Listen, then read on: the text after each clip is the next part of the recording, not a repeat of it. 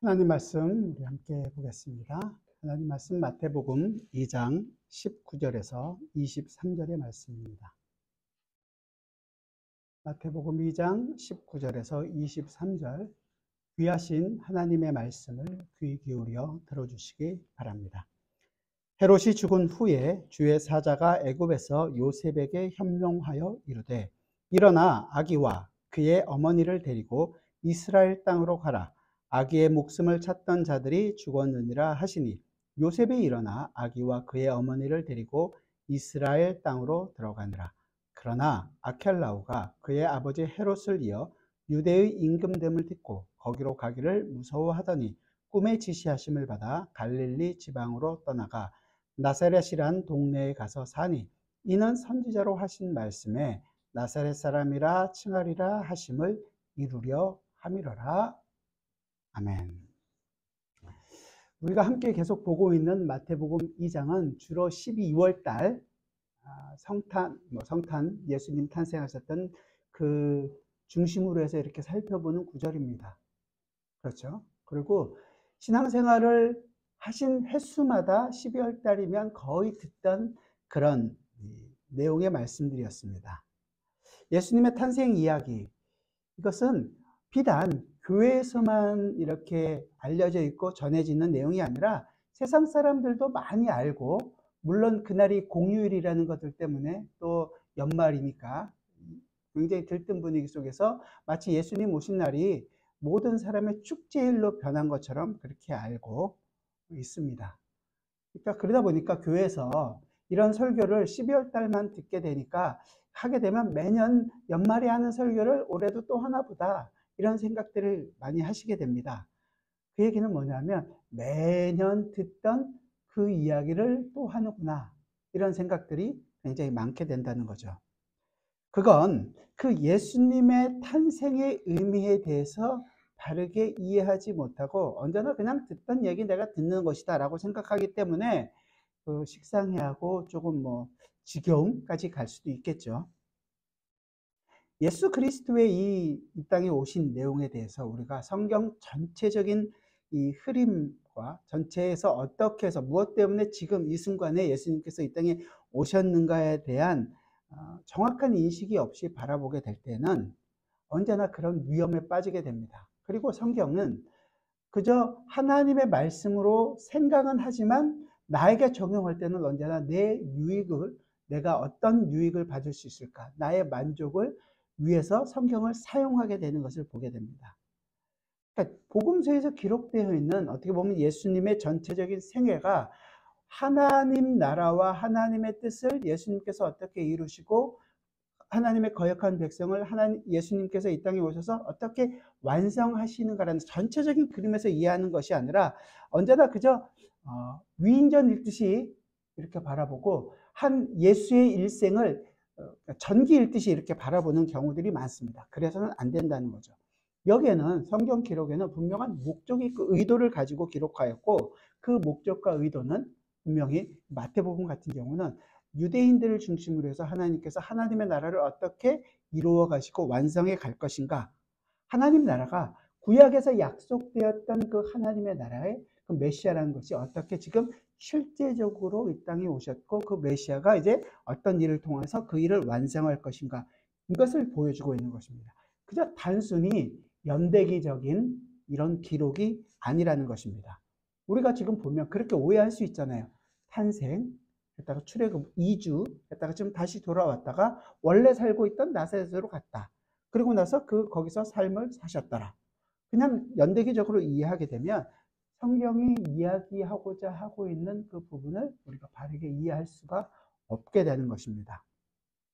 지금 기록하고 있는 예수님의 탄생과 그 일을 기록함에 있어서 역사적인 사실만이 목적이 아닌 더 중요한 내용들, 하나님의 약속이 이루어졌고 그 약속이 지금 예수 그리스도에게서 분명히 밝히 드러나고 있다는 것을 봐야 되는 것이고, 특히 이 장에서는 구약의 약속들이 4번이나 그것을 이루어졌다, 선지자의 글들이 이루어졌다는 것을 통해서 그냥 일어나는 것이 아니라 구약이 완성되어지고 있다는 것을 보는 거죠. 일반적인 역사 너머에는 하나님께서 그 일을 이루어가고 계시는 주권적인 섭리와 이 경륜의 내용들을 우리가 바르게 알아야 되는 것입니다. 마태는 특별히 유대인들에게 하고 있기 때문에 구약이 어떻게 성취되었는지에 대한 관심을 얘기했잖아요.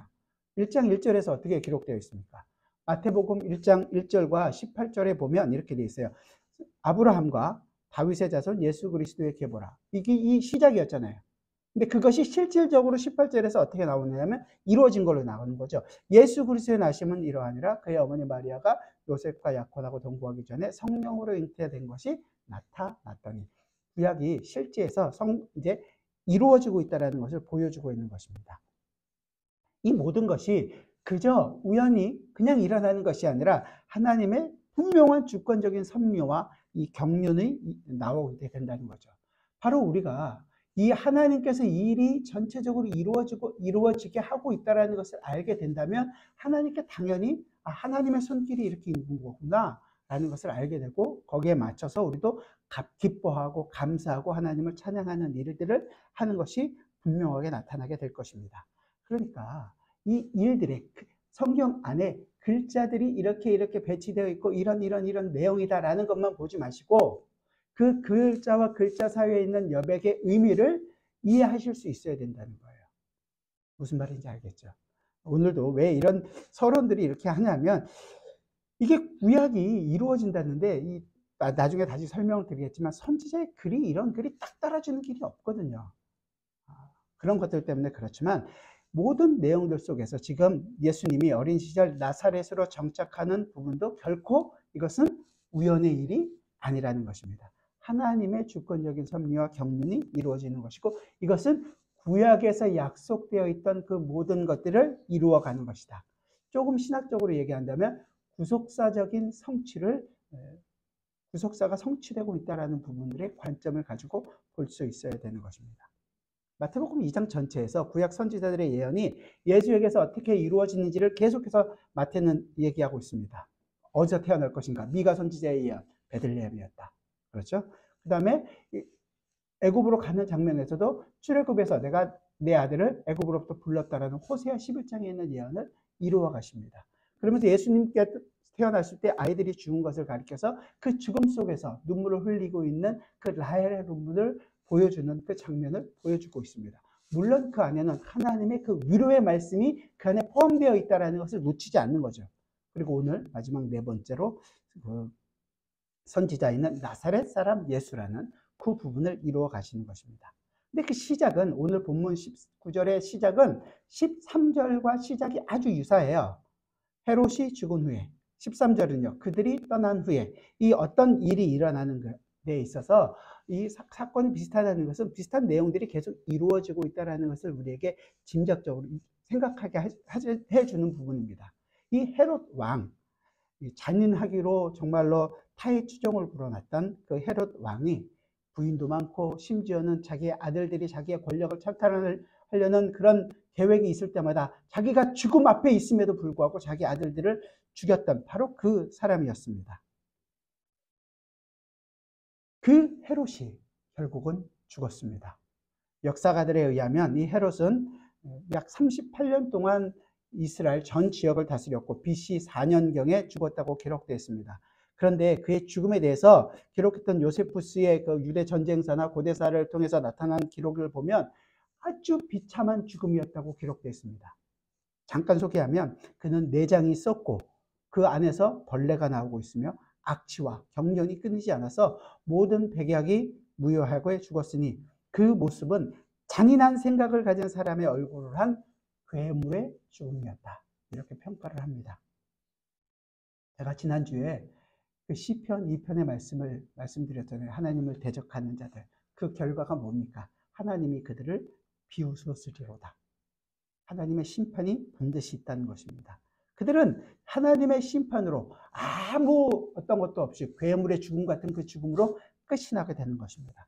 세상의 권력과 세상이 줄 수 있는 많은 부를 가졌다고 하지만 하나님의 심판, 그 한순간으로 그 모든 것은 끝날 수밖에 없는 것입니다.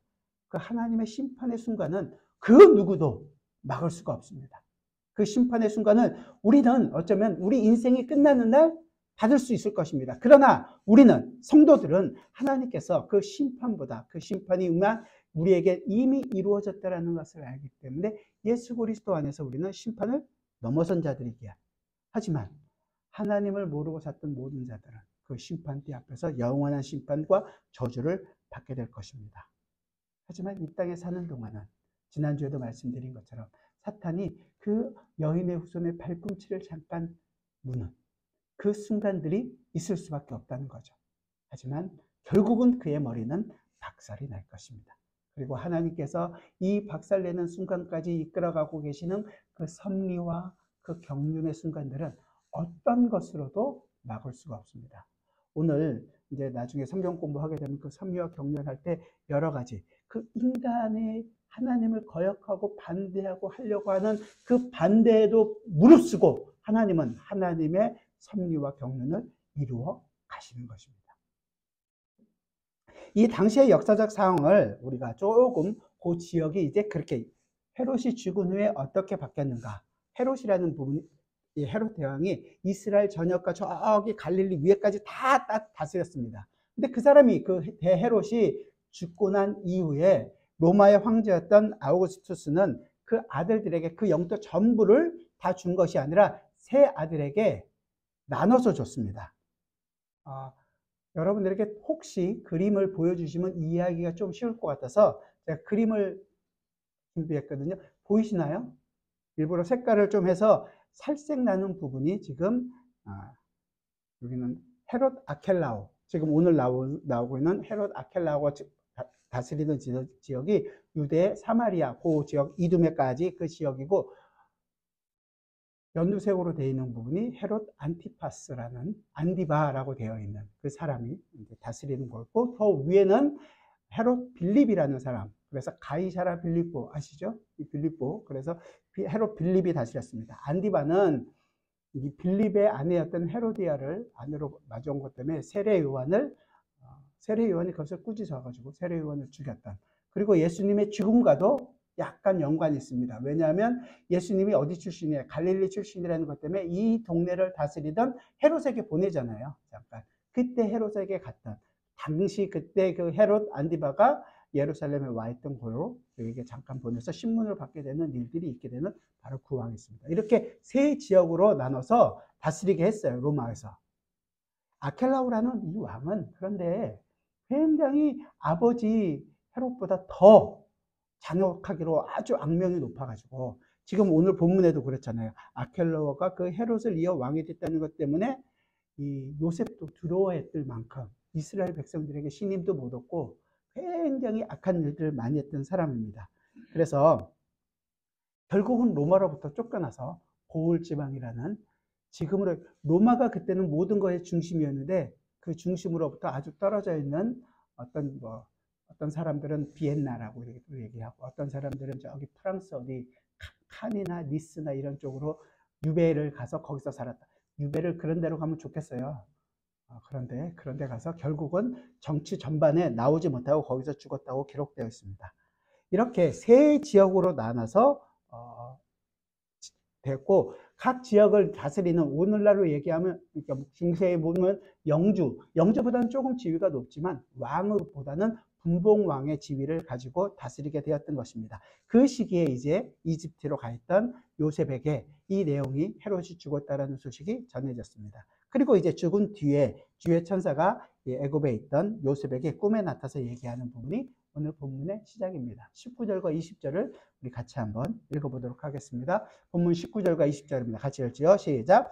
헤롯이 죽은 후에 주의 사자가 애굽에서 요셉에게 현명하여 이르되, 일어나 아기와 그의 어머니를 데리고 이스라엘 땅으로 가라. 아기의 목숨을 찾던 자들이 죽었느니라 하시니. 그래서 이제 요셉이 일어나서 아기와 어머니를 데리고 이스라엘 땅으로 돌아갔습니다. 그런데 여기 보면 아기 목숨을 찾던 자들이라 그래요. 자들. 헤롯이 죽였잖아요. 단수를 써야 되는데 자들이라고 표현합니다. 왜 이렇게 복수로 기록하고 있을까요? 2장 조금 앞에 2장 3절과 4절을 같이 한번 볼까요? 2장 3절과 4절에 이렇게 기록되어 있어요. 시작. 헤롯 왕과 온 예루살렘이 듣고 소동한지라. 왕이 모든 대제사장과 백성의 서기관들을 모아 그리스도가 어디서 나겠느냐 물으니 헤롯만이 아니라 유대 지도자들을 다 포함하는 거죠. 물론 유대 지도자들이 다 죽었다는 얘기는 아닙니다. 그 일을 꾸미고 있던, 예수를 죽이로 꾸몄던 그 대장 같은 헤롯이 죽었지만 그 일을 계획하고 그 일을 함께했던 많은 사람들이 있었다는 것입니다. 그래서 이 마태가 이스라엘에게 있어서 이스라엘 역사에서 이루어졌던 일들을 근간으로 해서 이제 그 일이 일어나고 나서 호세아 11장 1절에서 얘기했던 내 아들을 애굽으로부터 불렀다 한 그 예언을 생각하면서 그 예언을 이루어졌고, 그 예수님의 생애가 단순히 예수님의 한 가족의 인생이 아니라 이스라엘 전 인생 역사를 이루시는 분이라는 것을 보여주고 있는 것입니다. 물론 그것도 있지만 더 앞으로 가서는 모세 때도, 모세를 하나님께서 부르실 때 어떻게 부르셨어요? 모세가 왜 도망갔습니까? 이스라엘 그 애굽 국명들 죽이고 이스라엘 이제 그것 때문에 발각될까봐 죽음을 맞으니까 그거 죽지 않기 위해 도망가 있습니다. 그때 애굽에서 그 미디안 광야로 도망가 있는 모세를 부를 때 출애굽기 4장 19절은 이렇게 얘기합니다. 여호와께서 미디안에서 모세에게 이르시되 애굽으로 돌아가라. 내 목숨을 노리던 자가 다 죽었느니라. 오늘 본문하고 비슷하죠. 그러니까 결국 모세가 부름을 받은 것과 이 예수님이 지금 돌아가는 것과 다 비슷하다는 얘기입니다. 왜냐하면 모세는 앞으로 오실 메시아의 인생을 보여주는 그림자의 역할을 지금 하고 있는 것입니다. 그 그림자인 모세는 실질적으로 그의 인생을 구원을 이끄는 인도자로서의 역할은 하고 있지만 완성된 인도자는 아니었습니다. 모세는 실패했어요. 그래서 그는 광야에서 죽게 됩니다. 하지만 모세의 원형이신 예수 그리스도께서는 이 땅에 오셔서 그 모세가 실패했던 모든 것들을 이루어 내시는 것입니다. 뿐만 아니라 이 모세가 와서 마지막 이끌어 갈 때 애국 군대들은 어떻게 했습니까? 바로가 끝까지 그들을 추격했죠. 하지만 그 추격에서 어떻게 됐죠? 홍해에서 다 수장돼서 죽었습니다. 그들은 하나님의 심판을 받게 되는 거죠. 헤롯을 동조하고 있던 모든 사람들도 결국 하나님의 심판으로 죽게 될 것입니다. 그 죽음 가운데 있다는 것을 보여주고 있는 거예요. 마태는 지금 이루어지고 있는 그 모든 일들이 그냥 우연히 어쩌다가 이루어진 것이 아닌 반드시 하나님의 이 주권적인 섭리와 경륜에 의해서 일이 이루어지고 있다는 것을 우리에게 보여주고 있는 것입니다. 우리 중에서도 힘들고 어려운 순간들을 경험하고 계시는 분들이 분명히 있을 것입니다. 어려움이 없는, 우리 인생에서 어려움이 없는 순간이 있었던가 싶겠지만 더 힘들고 어려운 순간들이 있죠. 그때 그럼 우리는 어떻게 이 어려운 순간을 이해하고 받아들이고 살아가야 할 것인가 고민되실 때가 많이 있었잖아요. 보면 그 모든 순간이 어떤 거예요? 똑같이 하나님의 그 섭리와 경륜으로 인하여 일어나고 있다는 것을 우리는 기억해야 합니다. 물론 중간중간에 우리의 욕심과 우리의 죄악된 그 심정 때문에 하나님의 그 심판이 아닌 자녀를 만드는, 경고하고 이렇게 하나님 백성답게 만드는 하나님의 손길 안에 있는 경고의 손길 시간들이 있을 수는 있지만 그것이 아니더라도 분명한 것은 우리의 모든 순간 속에서 하나님은 하나님의 그 주권적인 섭리와 경륜을 항상 보여주고 있다는 것입니다. 그렇기 때문에 성도는 그 모든 순간 속에서 하나님의 말씀을 신뢰하고 그 말씀에 순종하는 모습을 보이는 것이 마땅한 것입니다. 그래서 오늘 본문 속에서도 21절에서 이렇게 나오는 거예요. 오늘 본문 21절 같이 한번 읽어봅시다. 시작. 요셉이 일어나 아기와 그의 어머니를 데리고 이스라엘 땅으로 들어가니라. 믿음의 사람의 행동입니다. 그래서 천세의 그 현명함을 알려주신 걸 듣고 그는 이제 다시 유대 안으로 이스라엘 안으로 들어오는 거죠. 힘든 상황만을 보고 괴로워하는 것이 아니라 진짜로 그 힘들고 어려운 순간들이 왜 주셨는지를 이해한다면, 말씀드린 것처럼 하나님의 주권적인 섭리와 경륜이 있다는 것을 이해한다면 내가 받아들이고 내가 이해하기 어려운 순간조차도 그 일에, 그 말씀에 순종할 수 있는 믿음의 사람들이 된다는 거예요. 그러기 위해서는 여러분들이 어떻게 해야 돼요? 말씀을 바르게 묵상할 수 있어야 되는 거 아니에요. 바울이 로마서에서 기록하는 거잖아요. 그러므로 믿음은 들음에서 나며 들음은 그리스도의 말씀으로 말미암는다. 이 말씀 앞에 우리가 서지 않는다면, 말씀을 귀담아 듣고 묵상하지 않는다면 그저 일주일에 한 번, 주일날 와서 설교 한 번 듣는 것으로 여러분들이 다 끝나는 것이 아니라 여러분들 성경 공부도 여러분들이 열심히 하셔야 되고, 중간중간 매 순간 여러분들이 매일 묵상하며 이 하나님의 말씀을 생각하시는 일들도, 그런 훈련들도 게을리해서는 안 될 것입니다. 이것을 통해서 하라고 분명히 바울도 디모데에게 편지를 하면서 얘기하는 거예요. 디모데전서 4장에서는 이렇게 얘기해요. 내가 이것으로 형제를 깨우치면 그리스도 예수의 좋은 일꾼이 되어 믿음의 말씀과 내가 따르는 좋은 교훈으로 양육을 받으리라. 말씀과 좋은 교훈으로, 이 교리를 통하여 하나님께 앞에 양육을 받게 된다는 것을 분명히 얘기하는 거예요. 바른 말씀으로 양육받기를 원하는 것입니다. 잘 듣고 그 말씀이 예수 그리스도 때문에 내 마음판에 새겨진다면 그 말씀대로 따르는 삶이 반드시 필요하다는 것입니다. 우리에게 하나님께서 은혜의 수단을 주셨잖아요. 분명히 말씀과 기도. 게을리해서는 안 된다는 거예요. 이것을 잘 활용해서 여러분의 신앙의 성숙을 이뤄가야 할 것입니다. 말씀에 순종하면서 하나님의 사랑을 확인하게 된다면 여러분의 삶 가운데서 기쁨과 감사가 넘쳐나게 되리라고 저는 생각합니다. 자, 오늘 본문으로 다시 돌아와서, 그렇게 예수님의 가족이 애굽으로부터 이스라엘로 돌아오게 됩니다. 그런데 이게 웬일일까요? 눈앞에 더 큰 어려움이 있게 됐습니다. 아켈라오라는 시대에 굉장히 폭정하고 있는 왕이 있게 되는 거죠. 마리아 입장에서 한번 생각해 보세요. 마리아는 예수님이 진짜 메시아라는 것을 누구보다도 잘 알 수 있을 거 아니에요. 성령이 그에게 와서 얘기해 줬고, 그 전에 엘리사벳을 통해서도 확인했고, 분명히 자기가 낳은 자녀가 메시아라는 것을 알고 있었습니다. 그러면 그렇게 했더니 목자들이 와서 경배도 하고, 동방으로부터 이방 사람들도 와서 경배를 하고, 분명히 참 높게 되고 이 영광 받아야 되는 것이라고 생각하는 것이 당연했고, 그런 모습들도 있으니까 그렇게 살 것이라고 기대했는데, 이게 웬일? 애굽으로 피난 가야 되고, 피난 갔다가 돌아왔더니 더 큰 어려움이 눈에 있고, 고난이 연속이라는 것을 알게 됐습니다.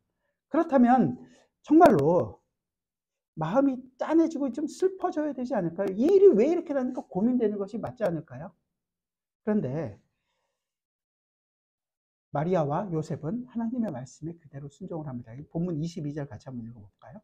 22절 같이 읽어봅시다. 시작. 그러나 아켈라오가 그의 아버지 헤롯을 이어 유대의 임금됨을 듣고 거기로 가기를 무서워하더니 꿈에 지시하심을 받아 갈릴리 지방으로 떠나가. 원래는 계획은 출애굽에서 애굽부터 돌아와서 원래 있었던, 아이가 낳았던 자기들의 원 고향이었던 베들레헴에서 돌아가려고 했지만, 그 유대 땅에 아켈라오라는 굉장히 포악한 왕이 있다는 것을 듣고 그 길을 돌이켜서 갈릴리 지역, 원래 그들이 호적하기 위해서 나왔던, 누가복음 2장에서 보면 그들이 원래 호적하기 위해서 떠나왔던 곳이 그 갈릴리 나사렛이라는 동네였거든요.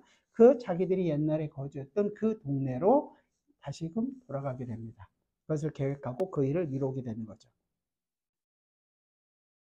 우리가 원래 계획하고 원래 이렇게 이루어지고자 생각했던 대로 되는 때가 여러분들은 과연 얼마나 있으세요? 교회를 이주하는 이 부분에 있어서도 원래 계획하고 좋았던 장소들이 있었는데 잘 안 되기도 하고, 정말로 갖고 싶었는데 주인이 안 주기도 하고, 우리의 생각과 우리의 계획과 우리의 원하는 대로 정말로 되지 않는다라는 것을 정말로 뼈저리게 느끼면서 이사를 준비하게 되는데요.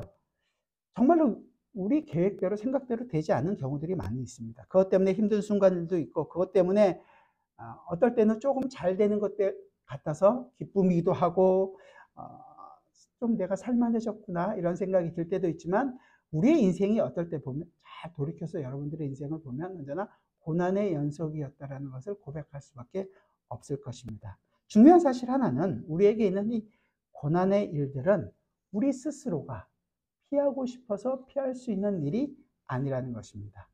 그렇다면 이 고난의 순간을 우리가 어떻게 이해하고 바르게 우리 삶 가운데서 정형하고 살아갈 수 있을까? 이것을 고민해야겠죠. 그리고 그 순간들이 어떤 것인지를 잘 배우고 그것이 어떤 의미인지를 알 수 있도록 해주는 곳이 바로 이 교회입니다. 그러니까 이 교회 공동체 안에서 우리가 함께 그 내용을 배워가고 함께 자라가고 함께 성전으로 아름답게 지어져 갑니다. 그러니까 고난과 아픔이 있는 사람들이 다 모인 곳이 교회예요. 교회는 언제나 기쁘고 행복한 일이 있는 곳이 아니라 괴롭고 슬프고 힘든 자들이 많고 그 일들을 해결하기 위해 함께 고민하고 함께 아파하는 문제가 투성이인 곳이 바로 교회라는 곳이에요. 교회 와서 기쁘고 즐겁고만 한 교회가 곳이 아니라는 것을 분명히 이해가 되셨죠. 그런데 이렇게 고난과 절망과 좌절, 그런 것들로 꽉 차 있음에도 불구하고 교회 안에서는 기쁘고 감사하고 이렇게 찬양할 수 있는 내용은 그 모든 것이 어떻게 바뀌었는가? 호세아를 우리가 대반전이 일어나서 우리가 어떻게 그렇게 기뻐하고 감사할 수 있는가? 그 이유를 찾는 거죠. 이유는 단 하나, 그리스도 때문이라는 것을 우리가 알기 때문에 그 그리스도를 고난 속에서도 배워가는 것이고, 그리스도를 우리가 다 무너지고 절망 속에서도 그리스도 때문에 나에게 힘이 생깁니다, 감사하다는 고백을 할 수 있게 되는 것입니다. 그러니까 우리가 그런 자들이 있기 때문에 포기하지 않고 그 길을 걸어가고 있는 거예요. 그들을 성도라고 부르는 것이죠. 요셉과 마리아 역시 지금 상황이 굉장히 근심되고 안 좋은 상황입니다. 하지만 자기 고집대로 살아가는 것이 아니라 하나님의 말씀을 그대로 듣습니다. 선사가 지시한 대로 꿈의 지시함을 받아 갈릴리 지방으로 떠나가게 됩니다. 성도에게 있어서 어려움은 계속됩니다. 그리고 그 문제가 어떤 문제든지 해결되는 부분들이 있죠. 해결되게 되면 기뻐하고, 몸이 아팠다가 병이 낫게 되면 이렇게 하나님께서 이렇게 해줬습니다, 간증하게 됩니다. 그분은 그럼 다시는 병이 안 날까요? 안 생길까요? 또 생깁니다. 그럼 또 낫게 해주면 또 간증해야 되나요? 간증의 내용은 나았다가 아니라 그 속에서 어떻게 하나님께서 나의 인생이, 하나님의 주권과 섭리가 내 인생에서 역사하고 있는지를 알아가는 것입니다. 그렇다면 아픈 자만이 아니라 모든 순간에서 그 길을 걸어가고 있는 모든 사람이 함께 그 일에 대해서 경험하고 동참하고 고백하는 거죠. 우리 역시 마찬가지예요. 이사를 준비하고 하면서도 분명히 잘 안 됐는데 그 속에서 우리는 하나님의 그 섭리와 이 경륜의 손길들을 알게 되고, 내 욕심과 내 계획이 아닌 하나님의 계획하심을 우리가 그 말씀에 순종하게 된다는 것을 보게 됩니다. 이 마리아와 요셉에게 있어서도 이 고난의 연속은 하나님의 그 섭리와 경륜을 이해하고 그의 인생 가운데서 그 메시아라는, 자기의 생각이 아닌 이 예수 그리스도가 메시아라는 것들을 조금 더 분명하게 알아가고 있는 순간들이 될 것입니다. 앞으로 그가 자라면서 누가복음의 인생에서 그 예수님이 자라가면서 있었던 것들을 아주 간략하게 얘기를 하고는 있지만, 우리는 여기서는 더 이상 살펴보진 않지만 마리아가, 요셉이 그런 일이 있을 때마다 그들의 마음속에 그 예수의 생각들을 계속 두게 되는 것이고, 그 예수 그리스도로 말미암아 하나님께서 자기의 인생 속에서 이루고자 하는 일들을 더 알아가게 되는 것을 배우게 될 것입니다. 모든 순간이 결국은 하나님께서 하나님의 섭리를 우리에게 보여주고 있다는 것을 분명하게 알게 됐을 것입니다. 우리의 뜻과 생각이 아닌 하나님의 뜻을 이루는 인생이라는 것이 마리아와 요셉 가정뿐만이 아니라 우리의 삶에서도 드러나게 되는 거죠. 잠언 기자는 그래서 이렇게 얘기합니다. 잠언 16장 9절에서 사람이 마음으로 자기의 길을 계획할지라도 그의 걸음을 인도하시는 이는 여호와시니라. 아멘. 하나님께서 이루십니다. 우리 역시 그들과 비슷한 인생을 살고 있고 지금까지 우리 모두 하나님의 은혜로 살았다고 여러분들은 고백하십니다. 우리의 인생 속에서도 하나님은 하나님의 계획과 하나님의 섭리와 그 목적을 이루어 가고 계십니다. 그 모든 과정 속에서 하나님의 백성은 이 하나님의 섭리와 경륜을 이해하고 우리의 신앙의 성숙의 기회로 삼을 것입니다. 그래서 그 결과가 어떻게 됐을까요? 오늘 본문 마지막 23절을 같이 한번 읽어봅시다. 본문 23절입니다. 같이 읽죠. 시작. 나사렛이란 동네에 가서 사니 이는 선지자로 하신 말씀에 나사렛 사람이라 칭하리라 하심을 이루려 하심이라. 아멘. 이 모든 일이 왜 일어났느냐? 구약의 예언, 선지자들의 하신 말씀을 이루기 위함이라고 분명히 얘기하잖아요. 근데 이 말씀은 처음에 말씀드린 것처럼 오해를 받고 있는 구절이기도 합니다. 왜냐하면 구약에 딱 떨어지게 이 구절이다라고 이런 구절들이 기록되어 있는 성경이 없기 때문입니다. 그래서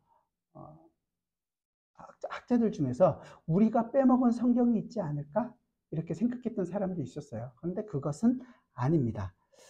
먼저 왜 그러냐면 이 생각할 것은 우리가 보고 있는 한글 성경에는 이는 선지자로 하신 말씀에 이렇게 기록되어 있어서 마치 한 명이 한 곳에 우리가 봤던 것처럼 한 곳에 있는 구절들을 이야기하고 있는 것처럼 보이지만 원어 성경이나 영어 성경은 모두가 다 복수로 기록하고 있습니다. 선지자들. 그래서 구약의 선지자들이 오실 메시아를 증언했던 내용이 바로 이 나사렛 사람이라 칭하리라 그런 말을 듣게 될 것이다 라고 얘기하는 거죠. 그 구약의 선지자들이 쭉 예언했던 내용들이 바로 이 내용이다 라는 거예요. 자, 그러면 나사렛 사람이라는 것이 성경에 어떻게 딱 정확하게 기록되어 있느냐? 그렇지는 않습니다. 나사렛이라는 낱말의 어원이나 그 의미에 대해서는 그래서 아주 결정적으로 결론이 나와 있는 것은 아니에요. 더 그런 것이 히브리 말은요, 우리나라 말처럼 자음과 모음이 한때 섞여서 발음이 되고 나오는 거잖아요. 근데 히브리 말은 기록할 때 모음은 안 기록해요. 자음만 쭉 기록되어 있습니다. 나중에 그것을 못 읽으니까 그 내용이 어떤 것인지 모음을 붙여서 읽도록 했어요. 자음만 기록되어 있다는 거예요.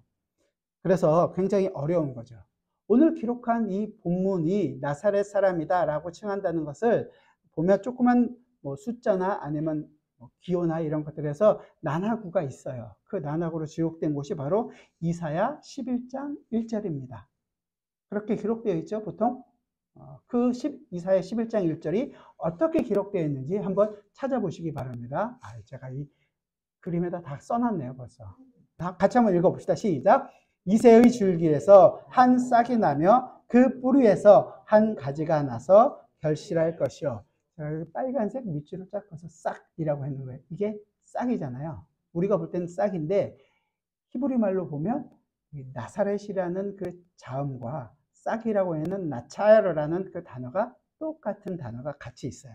네체르라는 네체르라고 되어 있기 때문에 이 싹이 나사렛 사람이라는 것을 보여주고 있는 같은 단어로서 같이 얘기하고 있다. 이렇게 얘기하고 있습니다.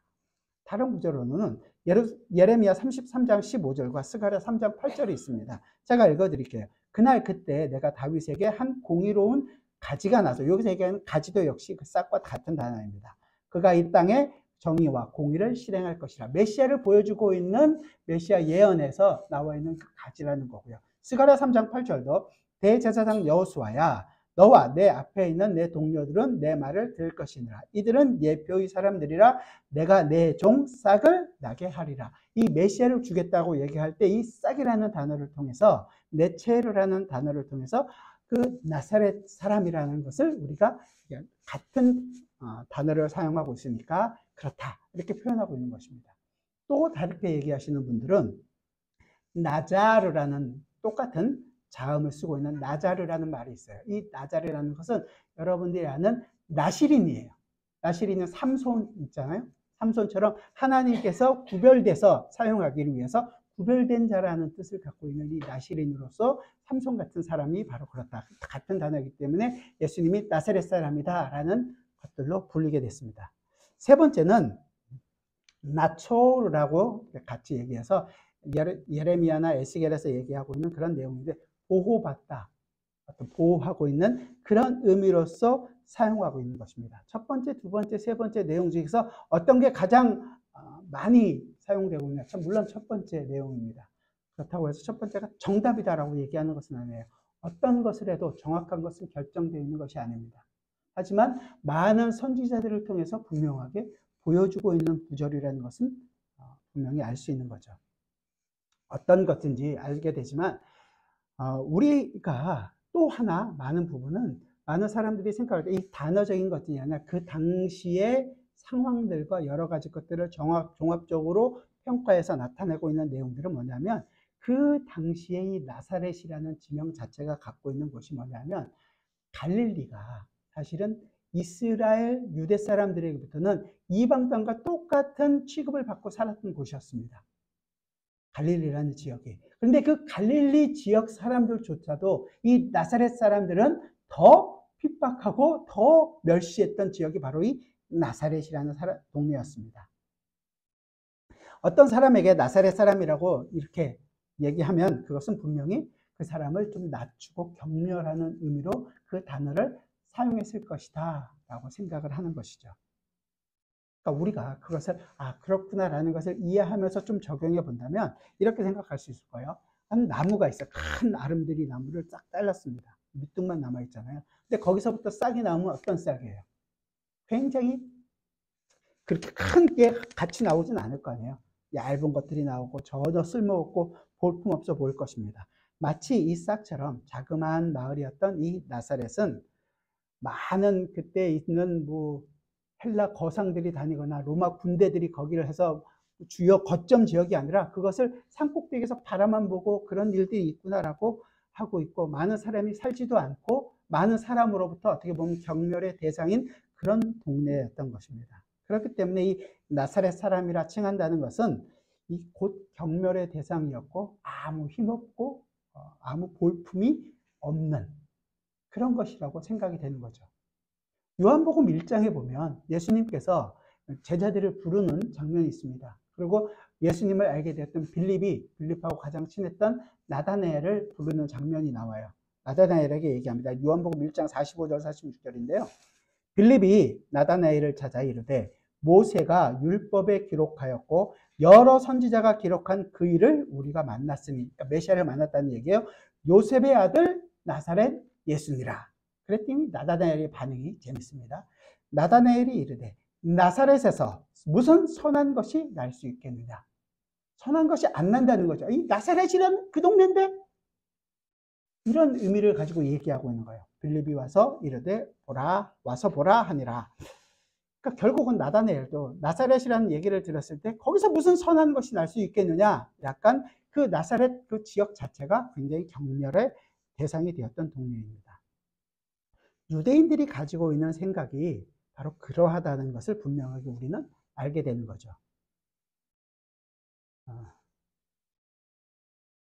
그러니까 성경을 이해하는 데 있어서 그 당시의 상황들도 어떻게 조금 이해를 하면서 같이 보게 되면 우리에게 많이 도움이 된다라는 것을 분명히 알 수 있습니다. 그런 생각을 가지고 이렇게 돼 있구나. 그럼 결국은 예수님께서 이 땅에 살아가시면서 예수님 자신도 나사렛 예수라는 표현들을 많이 하시잖아요.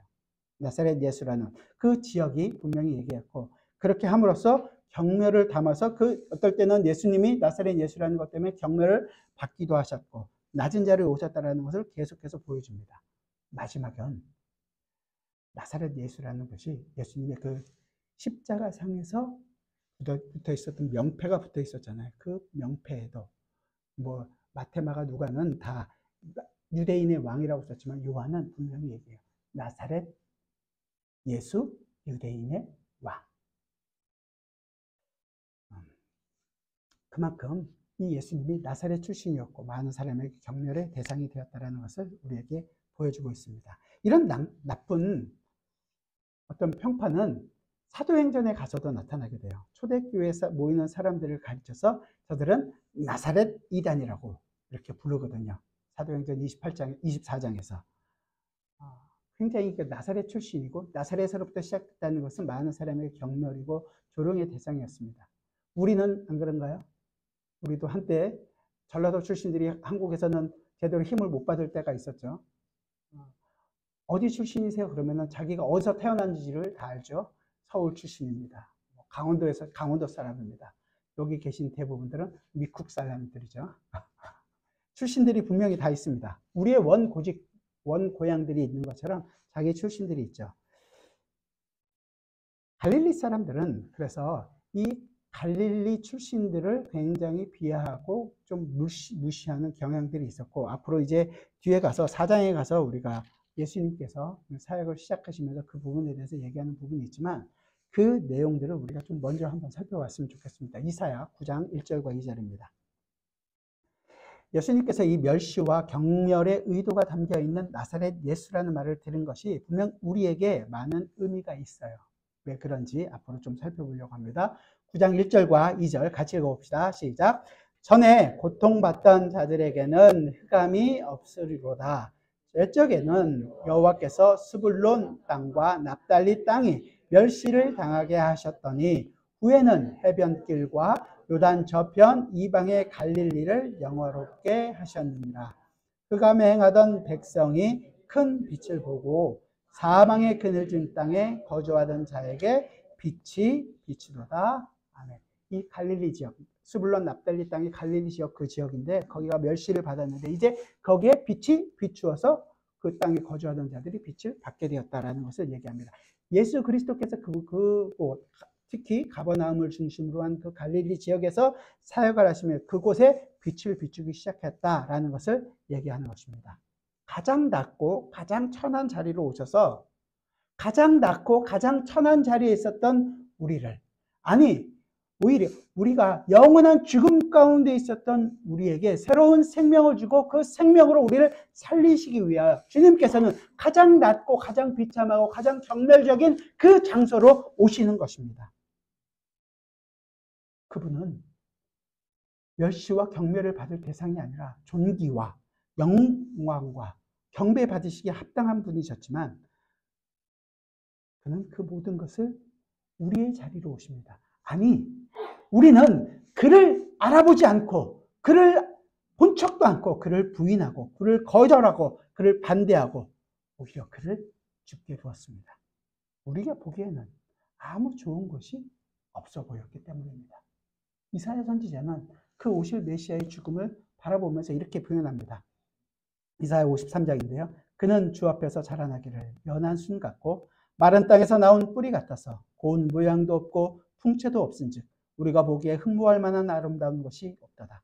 그는 멸시를 받아 사람들에게 버림을 받으며 간고를 많이 겪으며 질고를 하는 자라. 마치 사람들이 그에게서 얼굴을 가린 것 같이 멸시를 당하였고 우리도 그를 귀히 여기지 아니하였도다. 좋아 보이지 않기 때문에 우리는 그를 귀히 여기지 않고, 아니 그를 죽음의 자리로 내버려 버렸습니다. 그래서 그가 우리의 자리에 오셔서 우리가 당해야 했던 그 고난과 우리의 그 죽음 안으로 그 예수님께서 죽음을 당하여 되었을 때 우리에게는 생명이 주어지게 되었죠. 그 모든 일을 우리를 위해서 하고 계시는 것입니다. 이사야는 계속해서 얘기합니다. 4절과 5절입니다. 그는 실로 우리의 질고를 지고 우리의 슬픔을 당하였거늘 우리는 생각하기를 그는 징벌을 받아 하나님께 맞으며 고난을 당한다 하였노라. 그가 찔림은 우리의 허물 때문이요 그가 상함은 우리의 죄악 때문이라. 그가 징계를 받음으로 우리는 평화를 누리고 그가 채찍에 맞음으로 우리는 나음을 받았도다. 그렇게 우리를 위해 고난받으시고 죽임을 당하신 그분이 바로 나사렛 예수십니다. 멸시와 천대와 경멸을 받으신 그 예수 그리스도, 우리가 받아야 할 그 모든 것들을 자기의 몸에 짊어지신 바로 나사렛 예수. 이사야 선지자는 계속되는 53장에서 6절과 9절에서 우리가 그에게 했던 행동들을 쭉 기록합니다. 그러면서 예수는 그 모든 것을, 우리의 모든 것을 담당하시고 우리의 죄를 담당하시고 죽었다고 얘기합니다. 그리고 마지막 10절에서 이렇게 얘기합니다. 우리 10절을 같이 한번 읽어봅시다. 10절 같이 읽죠. 시작. 여호와께서 그에게 상함을 받게 하시기를 원하사 질고를 당하게 하셨은즉 그의 영혼을 속건 제물로 드리기에 이르면 그가 씨를 보게 되며 그의 날은 길 것이요 또 그의 손으로 여호와께서 기뻐하시는 뜻을 성취하리로다. 아멘. 그 일을 이루게 되면 어떻게 돼요? 속건 제물을 이루게 돼서 그 일을 다 이루게 되면 그가 어떻게 해요? 우리에게 그가 씨를 보게 될 거라고 얘기하는 거예요. 그 씨가 누굽니까? 바로 저와 여러분들 아닙니까? 그래서 그의 손으로 여호와께서 기뻐하신 뜻을 성취하게 그 일을 하시겠다는 거예요.